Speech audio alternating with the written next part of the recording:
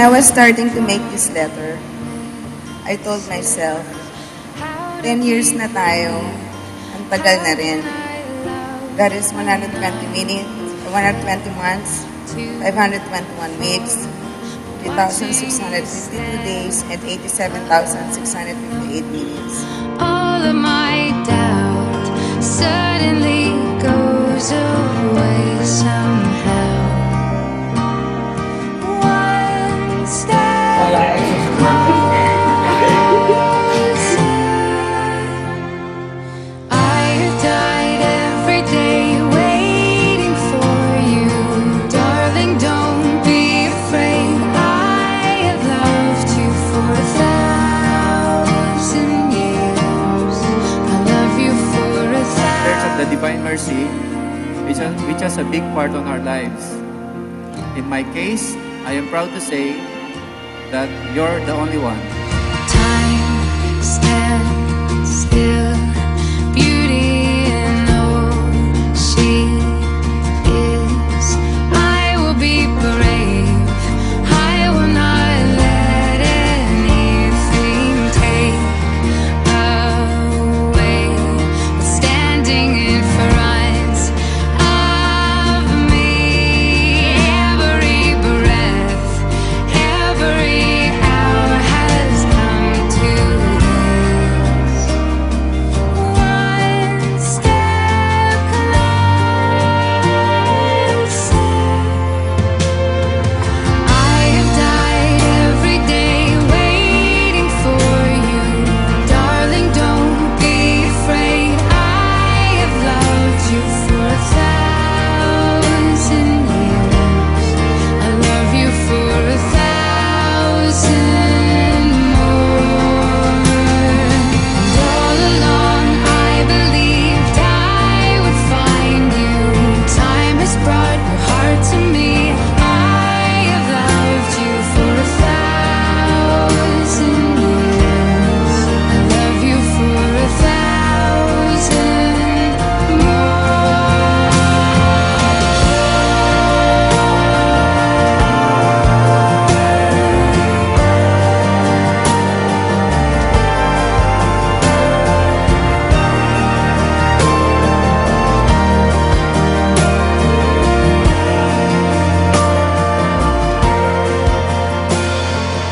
And then I realized, kahit 10 years na tayo, there are still tons of things to say and tons of reasons to say thanks to you.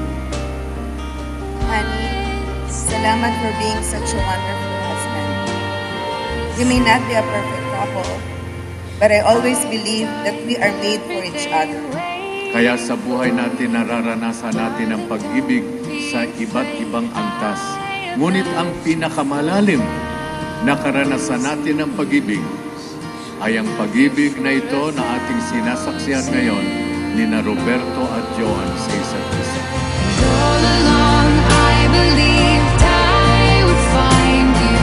Time has brought your heart to me. I have loved you for 1,000 years. I love you for 1,000. In their presence, I vow to give you my undying love, comfort, care, patience, protection, and passion that we always wanted to have since we were joined 10 years ago.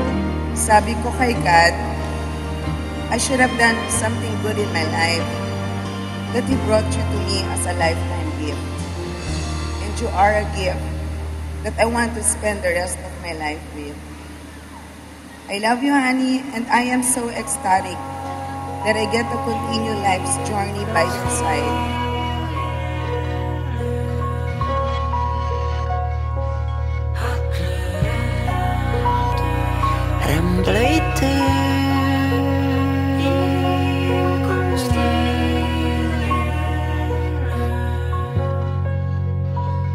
Oh, you're quite blown up.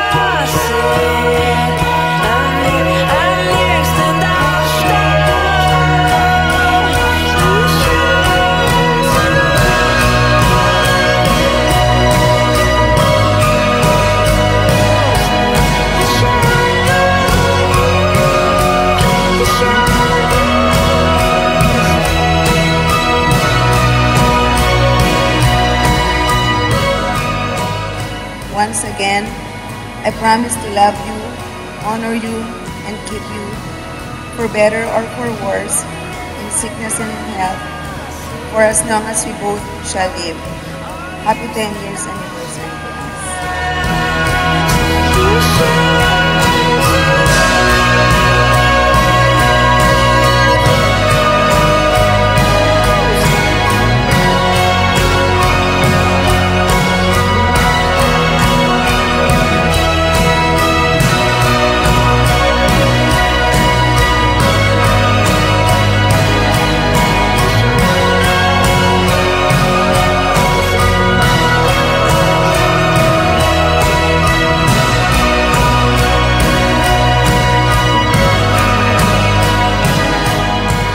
Joan, bukal ba sa iyong loob ang iyong pagparito upang makaisang higit si Roberto na iyong ipakamamahalin at paglilingkuran habang buhay?